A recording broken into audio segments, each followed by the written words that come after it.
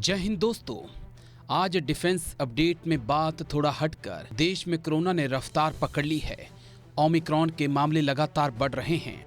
Omicron देश के कई राज्यों में पहुंच चुका है। देश में ओमिक्रॉन के 422 से ज्यादा केस सामने आ चुके हैं। हिमाचल में भी ओमिक्रॉन ने अपनी दस्तक दे दी है।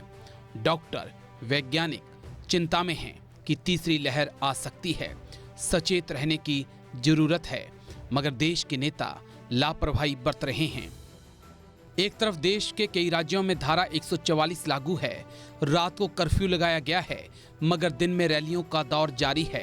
अब सवाल इस बात का है कि क्या कोरोना दिन में सोता है और रात को जागता है, जिस कारण रात में कर्फ्यू होता है और दिन में रैलियां होती हैं। इस पर भी बात करूंगा, मगर पहले प्रधानमंत्री की कोरोना को लेकर गंभीरता और कथनी और करनी में अंतर आपको समझना जरूरी है। दरअसल 25 दिसंबर को रात 9:50 पर पीएम मोदी ने एक बार फिर से राष्ट्र के नाम संबोधन किया।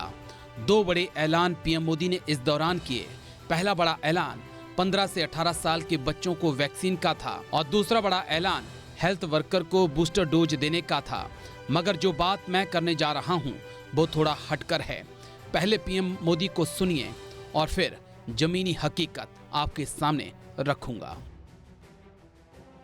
भारत में भी कई लोगों के ओमिक्रॉन से संक्रमित होने का पता चला है। मैं आप सभी से आग्रह करूंगा कि पैनिक न करें।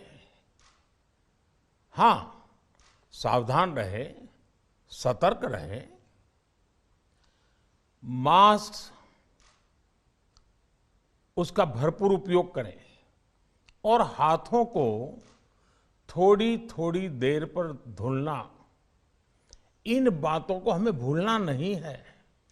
लेकिन साथियों, हम सभी जानते हैं कि कोरोना अभी गया नहीं है। ऐसे में सतर्कता बहुत जरूरी है। देश को सुरक्षित रखने के लिए, देशवासियों को सुरक्षित रखने के लिए हमने निरंतर काम किया है। नेताओं की कथनी और करनी में कितना अंतर होता है, उसे आप ऐसे समझ सकते हैं कि दिसंबर के महीने में ही पीएम मोदी ने 6 से ज्यादा बार यूपी का दौरा किया। उत्तराखंड का दौरा पीएम मोदी ने किया। वहां जाकर जनसभा को संबोधित भी किया। उनकी रैलियों की भीड़ अगर आप देखेंगे तो आप भी हैरान रह जाएंगे। ये वो दौर था जिस वक्त देश में 24 नवंबर को ओमिक्रॉन का पहला केस सामने आ चुका था। लेकिन उसके बाद भी नेताओं की रैलियां बददस्तूर जारी रहीं और आज हालात ये हैं कि ओमिक्रॉन के 422 से ज्यादा मामले सामने आ चुके हैं। पीएम मोदी की रैलियों को आप देखिए। 7 दिसंबर को पीएम मोदी गोरखपुर में थे, 11 दिसंबर को बलरामपुर में, 13-14 दिसंबर को वाराणसी, 21 दिसंबर को प्रयागराज पहुंचे, 23 दिसंबर को वाराणसी और फिर 25 दिसंबर को पीएम मोदी का देश के नाम संबोधन। मगर बात पीएम के दौरे की नहीं है, बात इससे कहीं ज्यादा की है। दरअसल देश में प्रधानमंत्री के संबोधन के बाद भी जनसभाओं और रैलियों का दौर जारी है। रविवार को जहां नोएडा में जन विश्वास यात्रा निकाली गई, तो कौशाम्बी में सीएम योगी ने जनसभा को संबोधित किया। हजारों की तादाद में भीड़ थी। ना लोगों के चेहरे पे मास्क था, ना सोशल डिस्टेंसिंग थी और ना ही पीएम मोदी की अपील का असर था। आप इन तस्वीरों को देखिए और देखिए किस प्रकार ना हमारे नेताओं के चेहरे पे मास्क हैं और ना ही आम जनता के चेहरे पे मास्क हैं और ना ही वो सोशल डिस्टेंसिंग का पालन कर रहे हैं। ये तस्वीरें बता रही हैं कि कितनी गंभीरता से नेता और जनता पीएम मोदी के अलर्ट को ले रही है।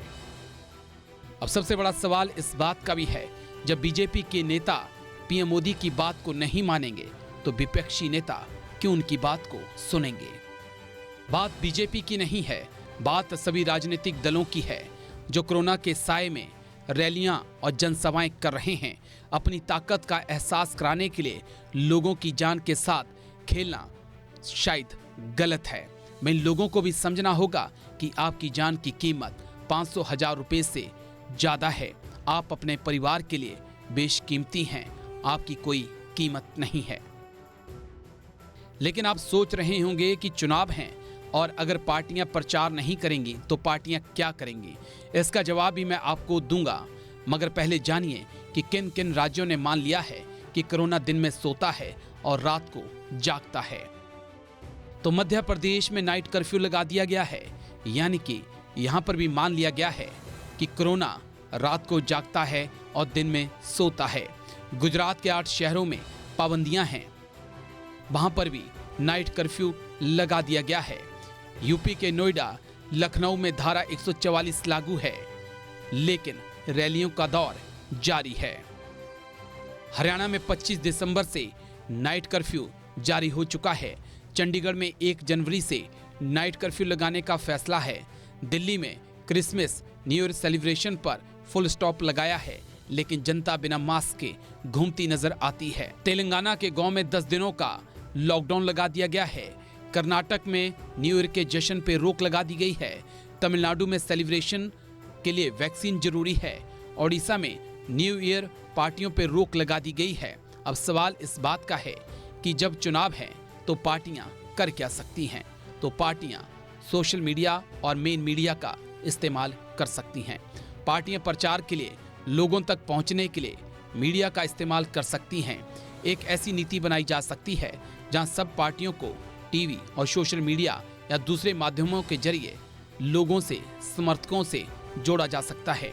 जब देश के करोड़ों लोग रेडियो पर पीएम मोदी की मन की बात सुन सकते हैं, तो क्यों नहीं वो पीएम के प्रचार को रेडियो पर सुनेंगे। उम्मीद है इस पर विचार किया जाएगा। ओमिक्रॉन के मामले लगातार देश में बढ़ रहे हैं और जिस रफ्तार से ओमिक्रॉन के मामले बढ़ रहे हैं उसने चिंताएं पैदा कर दी हैं। यही वजह है कि अब बूस्टर डोज देने का फैसला प्रधानमंत्री मोदी की तरफ से लिया गया है। प्रधानमंत्री की पहल सराहनीय है, लेकिन जिस प्रकार से नेता लापरवाही बरत रहे हैं उससे अंदेशा है कि तीसरी लहर को रोकना मुश्किल होगा।